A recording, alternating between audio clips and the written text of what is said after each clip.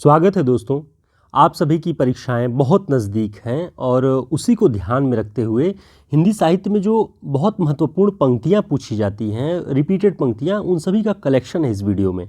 उम्मीद है ये आपके लिए बहुत काम का होगा। बहुत ध्यान से अंत तक इन पंक्तियों को देखिएगा, कोई न कोई आपकी परीक्षाओं में आ सकता है। शुरुआत करते हैं। पहली कविता की पंक्ति है, श्रेय नहीं कुछ मेरा, मैं तो डूब गया था स्वयं शून्य में। वीणा के माध्यम से अपने को मैंने सब कुछ को सौंप दिया था। यह किसकी पंक्ति है? तो इस पंक्ति के लेखक, कविता पंक्ति के लेखक अज्ञेय जी हैं और यह असाध्य वीणा कविता से ली गई है। श्रेय नहीं था कुछ मेरा, वो जब केशकम्बली अब ध्यानमग्न हो जाते हैं वीणा को बजाने के लिए, तब उस समय जब उनसे पूछा जाता है कि आपने कैसे इसको साध लिया, तब वो बताते हैं कि श्रेय नहीं कुछ मेरा, मैं तो डूब गया था स्वयं शून्य में। तो उम्मीद है आपको ये याद हो जाएगा। अगली पंक्ति है, कविता की परम अभिव्यक्ति लगातार घूमती है जग में, पता नहीं जाने कहाँ है वह। मुक्तिबोध की पंक्ति है यह। दुख ही जीवन की कथा रही, क्या कहूँ आज जो नहीं कही। यह पंक्ति निराला जी की कविता से है और सरोज स्मृति से है यह। अगली कविता पंक्ति है, आराधन का दृढ़ आराधन से दो उत्तर, राम की शक्ति पूजा, निराला जी की लिखी हुई ये कविता है और जाम्बवान ने राम को परामर्श देते हुए यह कहा है। अगली पंक्ति है, प्रिय स्वतंत्र रव अमृत मंत्र नव, भारत में भर दे वरदे वीणा वादनी वरदे। ये निराला जी की कविता से लिया गया है। अगली कविता पंक्ति है, इस पार प्रिय मधु है तुम हो, उस पार न जाने क्या होगा।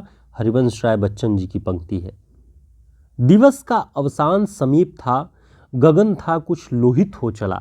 ये संध्या का जो वर्णन है वो अयोध्या सिंह उपाध्याय हरिऔध जी ने परिप्रवास में किया हुआ है। दिवस का अवसान समीप था, गगन था कुछ लोहित हो चला। ओनई घटा परी जग छाहा, जो पद्मावती है उसकी जो केश है उसकी जो छां पड़ती है, तो उसका वर्णन जायसी ने पद्मावत में किया हुआ है। ओनई घटा परी जग छाहा, तो इसे ध्यान रखिएगा, ये जायसी के पद्मावत से है। आवत जात पनहिया टूटी बिसर गयो हरिनाम, ये कुंभन दास जी का पंक्ति है।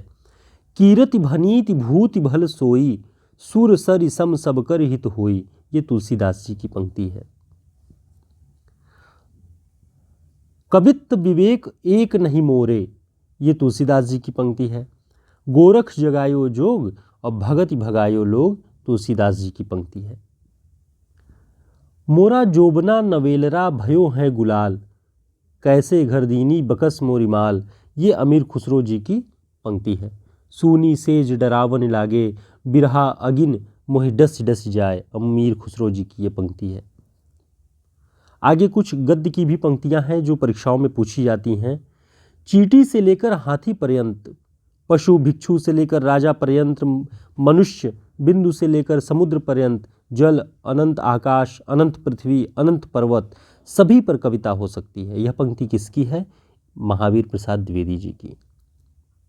प्रेम मार्ग का ऐसा प्रवीण और धीर पथिक तथा जबादानी का ऐसा दावा रखने वाला ब्रजभाषा का दूसरा कवि नहीं हुआ। ये किसके बारे में कहा है?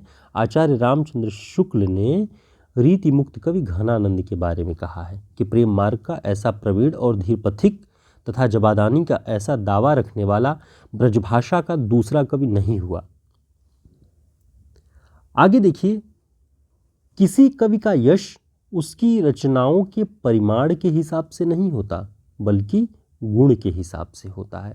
यह पंक्तियां शुक्ल जी की हैं और कवि बिहारी के संदर्भ में उन्होंने लिखी है, क्योंकि बिहारी जी ने बहुत कम दोहे लिखे हुए हैं, बहुत कम रचनाएं हैं, लेकिन उनकी गुणात्मकता इतनी अधिक है कि आज भी लोग उन्हें याद करते हैं। तो किसी कवि का यश उसकी रचनाओं के परिमाण के हिसाब से नहीं होता, बल्कि उसके गुण के हिसाब से होता है। अगला है, कबीर के निर्गुण पंथ का आधार भारतीय वेदांत और सूफियों का प्रेम तत्व है। ये कई बार पूछा गया, इसका ऑब्जेक्टिव टाइप में भी पूछा जाता है कि कबीर के निर्गुण पंथ का आधार भारतीय वेदांत और सूफियों का प्रेम तत्व, इन दोनों को मिलाकर कबीर का निर्गुण पंथ बनता है। ये कौन कहता है? आचार्य रामचंद्र शुक्ल। इसे आपको ध्यान रखना है कि कबीर के निर्गुण पंथ में कौन कौन से तत्व हैं? सूफियों का प्रेम तत्व और भारतीय वेदांत, दोनों, ऐसा रामचंद्र शुक्ल ने लिखा है। हिंदी रीति ग्रंथों की परंपरा चिंतामणि त्रिपाठी से चली। रीति ग्रंथों की परंपरा चिंतामणि त्रिपाठी से चली, अतः रीतिकाल का आरंभ उन्हीं से मानना चाहिए। आचार्य रामचंद्र शुक्ल जी रीतिकाल के आरंभ के विषय में लिखते हैं। तो रीतिकाल का पहला कवि चिंतामणि त्रिपाठी को आचार्य रामचंद्र शुक्ल मानते हैं। कबीर का गर्व और दैन्य दोनों मनुष्य को उसकी परमात्मिकता की अनुभूति कराने वाले हैं। कबीर का गर्व और दैन्य दोनों मनुष्य को उसकी परमात्मिकता की अनुभूति कराने वाले हैं। ये आचार्य हजारी